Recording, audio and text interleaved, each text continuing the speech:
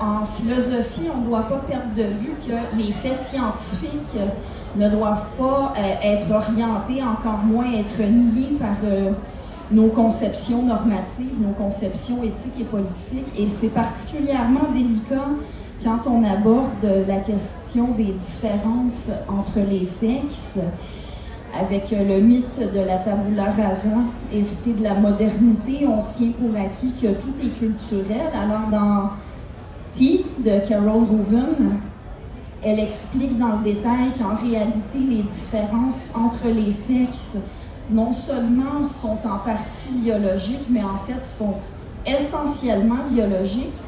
Et si c'est controversé de le dire, ce n'est pas parce que les données scientifiques démontrent le contraire, mais bien parce que ça va à l'encontre de certaines préoccupations politiques. Alors, je commence la lecture. Les différences entre les sexes sont omniprésentes. Certaines sont significatives, d'autres pas. Certaines sont sans intérêt, quand d'autres sont surprenantes et nécessitent une explication. Le niveau de testostérone au cours d'une vie constitue une très grande différence entre les sexes. Quel rôle, s'il y en a un, cette différence entre les sexes joue-t-elle dans toutes les autres? L'un des rôles incontestables de la testostérone est d'augmenter la taille des hommes par rapport à celle des femmes. Le rôle de la testostérone dans la différence entre les sexes, pour des comportements complexes comme la violence, est toutefois plus controversé. Dans leur livre, Rebecca Jordan-Young et Katrina Karkazis expriment leur scepticisme quant au rôle de la testostérone dans les différences de comportement entre les sexes. Selon elles, l'idée que la testostérone est le moteur de l'agressivité humaine est une idée fausse qui persiste, une hypothèse qui ressuscite malgré le fait qu'elle ait été réfutée à maintes reprises. Jordan Young écrit d'ailleurs qu'il est essentiel d'exposer ce mythe pour remettre en question la perception de la violence et élargir le spectre des solutions. Si la testostérone n'est pas en cause, l'autre hypothèse évidente est qu'un niveau élevé d'agressivité chez les hommes serait largement dû à la socialisation. Comme l'indique l'American Psychological Association, la socialisation, selon le genre, vise à maintenir les codes patriarcaux en exigeant des hommes qu'ils adoptent des comportements dominants et agressifs. Examinons calmement les preuves scientifiques. J'ai été confrontée à un premier obstacle au cours de mon doctorat dans le cadre d'un cycle sur l'évolution du comportement sexuel. L'une de nos réunions hebdomadaires était consacrée à la copulation forcée chez les animaux. Parmi les lectures qui nous étaient demandées, il y avait un document de recherche du biologiste Randy Thornhill dans lequel il exposait une théorie sur l'évolution du viol. Cela n'a pas été facile, mais j'ai appris ensuite que je pouvais évaluer les preuves d'une hypothèse pour ses qualités propres, aussi dérangeantes soient-elles, ce qui en soi est émancipateur. Lorsqu'ils sont confrontés à des idées et à des recherches difficiles, mes étudiants réagissent souvent de manière émotionnelle, comme j'ai pu le faire ce jour-là, et rejettent d'emblée toute opinion et théorie qui les dérange. Généralement, les réactions émotionnelles, qu'elles soient positives ou négatives, affectent la manière dont les animaux, y compris les humains, évaluent ce qu'ils rencontrent. Lorsque nous avons une forte réaction émotionnelle ou physique à un stimulus, qu'il s'agisse d'un arthropode, d'une personne, d'un objet inanimé ou d'une hypothèse scientifique, nous projetons souvent de manière irrationnelle notre réaction sur le stimulus lui-même. Cela peut nous conduire à prendre de mauvaises décisions basées sur une réaction instinctive, sur un ressenti, plutôt que sur des décisions fondées sur la raison et qui tiennent compte des preuves scientifiques. Au fur et à mesure de mes recherches sur la testostérone chez l'homme et les autres animaux, j'ai été convaincue que la socialisation n'était qu'une partie de l'histoire. La testostérone, je l'ai compris par la suite, joue un rôle central dans les différences entre les sexes et pas uniquement au niveau des traits physiques. Mais exprimer ce point de vue comportait des risques. Et à partir d'ici, Carol Hoven rapporte deux controverses. Nous sommes en janvier 2005. Je viens tout juste de terminer mon doctorat en anthropologie biologique. J'avais déjà enseigné de nombreuses fois. L'occasion qui m'était offerte cette fois de concevoir mon propre cours et de l'enseigner me comblait de joie et je me suis activement employée à préparer la première séance. Le contenu du cours, intitulé « Évolution des différences sexuelles humaines » et reposant en grande partie sur ma thèse, ne traitait pas des chimpanzés, mais du rôle de la testostérone dans les différences entre les hommes et les femmes, notamment leur façon de penser et d'apprendre, de percevoir le monde qui les entoure et de résoudre les problèmes.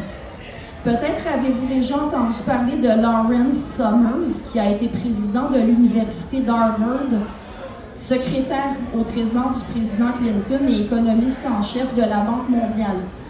Mais il est plus probable que vous vous souveniez davantage de sa déclaration choquante selon laquelle les femmes seraient biologiquement inadaptées aux mathématiques et aux sciences. Ce n'est pas tout à fait ce qu'il voulait dire.